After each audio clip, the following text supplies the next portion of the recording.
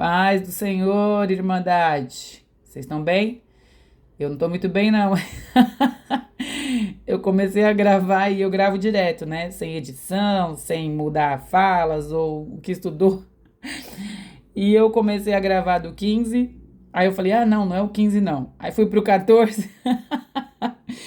Na verdade, eu descobri que é o 13. É que eu li alguns, né? E aí eu tô com vários, eu reconheço vários, assim, capítulos.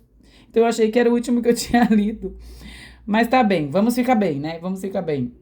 Vamos orar? Oremos.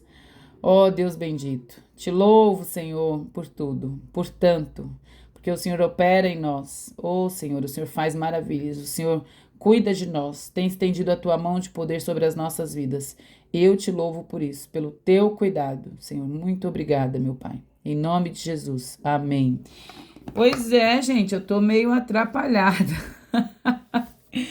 Bora então falar de fim dos tempos? Tem gente que tem medo de falar disso aqui, hein? Vamos ver se vocês são os corajosos ou os medrosos. Bora lá, vocês sabiam que Jesus também escreveu sobre o fim? Escreveu não, né? Como eu disse, não tem o evangelho de Jesus, não está disposto aqui para nós. Mas ele disse sobre, ele ensinou sobre, e aí foi escrito a partir do que Jesus falou, é claro, né? Vamos ler aqui os versículos 1 e 2 para a gente começar a ter o entendimento do que o texto está falando. Diz assim, ó. Quando ele estava saindo do templo, vamos aqui grifar, que é importante, a palavrinha templo. Deixa eu ver se dá para ver, não tinha visto, dá.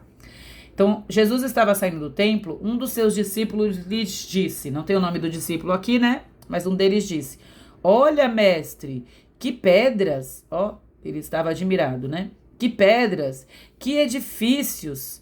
E eu até eu gosto de fazer as anotações, eu tinha esquecido de vocês, ó. E eu comecei a fazer do jeito que eu costumava já ir lendo e riscando, né? Enfim, desculpa aí, gente, a minha tá um pouco riscada aqui. E aí esse discípulo falando, olha, mestre, que pedras, que edifícios. E ele está deslumbrado com o templo, né? E aí no 2 diz assim, você vê estas construções grandiosas? Ó, aqui, ó. Tá vendo? Quem tá falando isso é Jesus, ó. Você vê essas construções grandiosas, disse Jesus. Não ficará aqui, olha isso, gente. Não ficará aqui pedra sobre pedra que não seja derrubada. Pensa que eles tinham mesmo essa coisa com o templo, viu? No versículo 1 a gente vê eles falando do templo, dos edifícios. E quando fala aqui de pedras grandiosas, a gente imagina pelo que a gente vê de pedra hoje, né? Eu conheço umas pedrinhas, se eu falar pra vocês, não tem nada de grandiosa. Mas não é bem por aí não, eram pedras polidas, sabe? Eram pedras que brilhavam quando o sol reluzia. Então o sol encostava ali nelas, no nascer do sol, elas já reluziam. O sol do meio-dia fazia, imagina, ó, brilhar o templo. Que coisa impressionante. Era muito imponente, né? Nós temos assim um vislumbre do que foi isso, porque a gente consegue imaginar só da gente ver ali o que sobrou, que é o Muro das Lamentações e a cidade ali, né? Depois vocês pesquisem aí na internet, já é algo impressionante, né? É muito impressionante. Mas enfim, no versículo 2, e aí eles estavam admirando aqueles, né, os discípulos e os discípulos que estivessem perto ali. E aí Jesus diz, não vai ficar nada de pé não, vai ser derrubado pedra sobre pedra, sobre pedra. Não vai sobrar nada. E Jesus, ele estava falando realmente ali que o templo seria derrubado, como de fato isso aconteceu no ano 70 depois de Cristo. Então, ele está mostrando aos discípulos o significado daquela destruição. Porque me veio à mente assim, né? Isso era uma profecia. Jesus estava falando de algo que ainda ia acontecer. E de fato aconteceu, né? Aconteceu 40 anos depois daquela conversa. E aí ele está aqui conversando com os discípulos e falando sobre o que ia acontecer. E Jesus já sabia. E aí me peguei pensando mais uma vez. O céu também já sabia, porque o céu que falou isso para Jesus, eu presumo, né?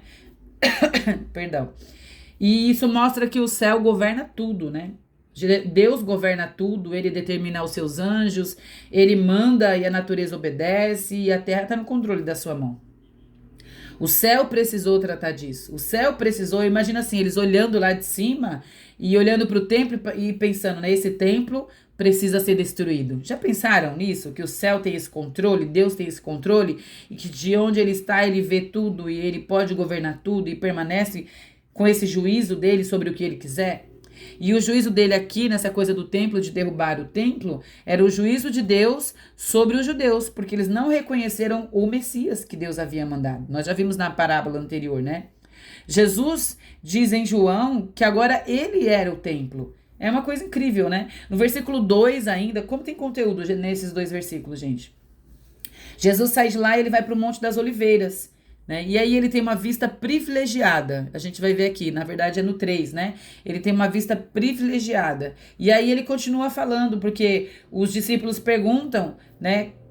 Senhor, quando é que isso vai acontecer? E aí aqui é que começa esse discurso escatológico, o discurso do fim, sobre o fim dos tempos de Jesus. Vamos ler aqui do 3 ao 10 para a gente entender um pouquinho do que Jesus estava falando.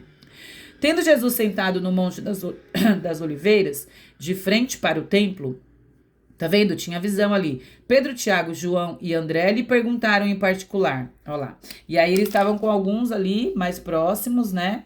De frente para o templo, lá no monte. E aí perguntaram, dize-nos, quando será? Qual será o sinal que essas coisas vão acontecer? Aí no 5, Jesus começou a dizer. Aí aqui Jesus começa. Tenham cuidado de que ninguém os enganem. Muitos virão em meu nome. Olha isso, gente. A gente tem que tomar cuidado, tem que conhecer as escrituras, tem que orar, tem que jejuar. Muitos virão em nome dele, dizendo, sou eu. E enganarão a muitos. Olha isso, porque eu falo que a gente tem que tomar cuidado. Enganarão a muitos. Quando ouvirem falar de guerras, rumores de guerras, não tenham medo. É necessário que tais coisas aconteçam, mas ainda não é o fim. Nação se levantará contra nação, reino contra reino, haverá terremotos em vários lugares, haverá fome, mas essas coisas são só o princípio das dores. A gente vê tudo isso acontecendo e fala, agora é o fim. Toda hora a gente fala, né? Agora é o fim. E aí no 10, ó, é necessário que antes, aí vem, vou pular pra cá pra gente já ler quase tudo aqui, ó. Que antes o evangelho seja pregado a todas as nações. O Senhor continua dizendo aqui, né? E aí ele vem falando por que o tempo, que ele diz que vai haver uma abreviação desse tempo. E ele diz assim, ó, se o Senhor não tivesse abreviado tais dias, ninguém sobreviveria. Ou, tem uma tradução e a letrinha diz isso, que ninguém seria salvo. Mas por causa dos, eleitos, eu nem tinha visto aqui, eu esqueci de grifar. Eleitos, tá vendo, ó? Por causa dos eleitos, os escolhidos, né, por eles escolhidos, ele os abreviou. Então, ele encurtou esse tempo por causa dos eleitos, daqueles que são escolhidos. Tá aqui, ó. E aí, olha como vai ser isso, gente, que coisa maravilhosa. 26. Então, verão o Filho do Homem vindo nas nuvens, Jesus, com grande poder e glória, aleluia. E ele enviará os seus anjos são deles, os seus anjos, e reunirá os seus eleitos. Aqui os eleitos, dos 4 ventos, dos confins da terra, até dos confins do céu. Que coisa linda, né? E aí eles continuam perguntando sobre o dia, sobre a hora. E aí Jesus fala aqui, né? Nesse pedacinho aqui, ó. Vou até ler o 32. O 32 diz assim, ó. Quanto ao dia e a hora, ninguém sabe, nem os anjos do céu, nem o Filho, senão o Pai. Então, quem sabe? Só Deus. E aí vem uma orientação para nós, atentos, vigiem. E o texto continua aqui, ó. Eu vou ler todo esse texto que ele é bem, bem interessante, é uma orientação muito boa. Ó, quanto ao dia e a hora, ninguém sabe, nem os anjos no céu, nem o Filho, senão o Pai. Fiquem atentos, vigiem, pois vocês não sabem quando virá esse tempo. Mesmo a gente reconhecendo esse princípio de dores e as coisas acontecendo, ele diz, ó, vocês não sabem o tempo. E como um homem que sai de viagem, ele deixa sua casa, encarrega, tá aqui, ó, encarrega de tarefas um dos seus servos e ordena ao porteiro que vigie. Aí vem, ó, vigie de novo. Portanto, vigiem, porque vocês não sabem, ó, quando o dono da casa vem, se é à tarde, à meia-noite, ao cantar do galo ou ao amanhecer. Se ele vier de repente, que não, ô misericórdia, não os encontre dormindo. O que digo a vocês, digo a todos, vigiem. Oh, aleluia. O que digo a vocês, digo a todos, vigiem. Então o Senhor só nos pede aqui, ele fala, não, que ele não os encontre dormindo, que vocês estejam atentos, que vocês vigiem. Quando a gente fala de fim dos tempos, muita gente fica com medo, né? Tem gente que tem medo de falar desse assunto.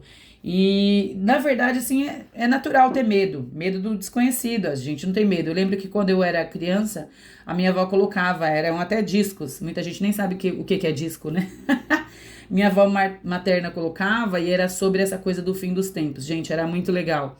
As pessoas gritando, falando do fogo e aquela coisa, eu ficava apavorada. Às vezes eu até me escondia, mas eu era muito pequena. Mas enfim, já pensaram por que Jesus falou sobre o fim? Eu imagino que foi por amor. Porque ele tá falando assim, vigiem. Então ele quer que a gente consiga. Então é para nos dar uma segurança. Ele fala dos eleitos, nós vimos aqui, nós vamos ali na outra parte. Ele fala algumas vezes sobre os eleitos, então ele quer salvar. Então Deus quer juntar os seus eleitos. Ele abreviou esse sofrimento por causa disso, de nós, dessas pessoas que ele permitiu que fossem eleitos, né? Que sejam salvos. E quantos outros, né? Porque é para isso que Jesus veio. Ele veio para depois reinar e vai haver um novo céu, uma nova terra. Mas esse assunto, ele é complicado. Ele é mais além do que o que nós estamos lendo aqui.